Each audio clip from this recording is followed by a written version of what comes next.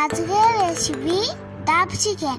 প্রথমে একটা শাঁস বড়া ডাব কেটে জলটা বের করে নিই। এরপর চামচ দিয়ে ভেতরে শাঁসটা ভালো করে তুলে রেখে, এরপর ছিলে কুচানো পেঁয়াজ, রসুন, আদা, কাঁচা লঙ্কা ও কাজু বাদাম ও ডাবের শাঁসটা দিয়ে এটা একটা পেস্ট করে নিই।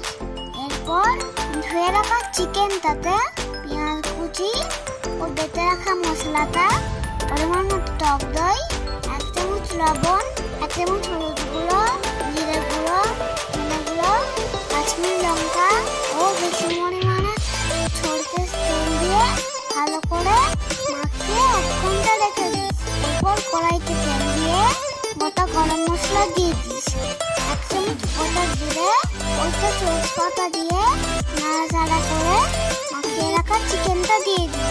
এরপর হাই ফ্লেমে ভালো করে 10 মিনিট কষিয়ে নিস। এরপর ঢাকনা দিয়ে দিয়ে মাংস ভালো করে কষিয়ে নিস। মাংস তেল ছেড়ে এলে ডাবের জলটা দিয়ে ভালো করে মিশিয়ে নিয়ে ঢাকা দিয়ে ফুটিয়ে নিস। এরপর ঢাকনা খুলে 1 চামচ ঘি দিয়ে ভালো করে মিশিয়ে নিয়ে নামিয়ে নিস। তৈরি হয়ে গেছে ডাব চিকেন। ভিডিওটা যদি ভালো লাগে প্লিজ একটা লাইক ও সাবস্ক্রাইব করে দিও।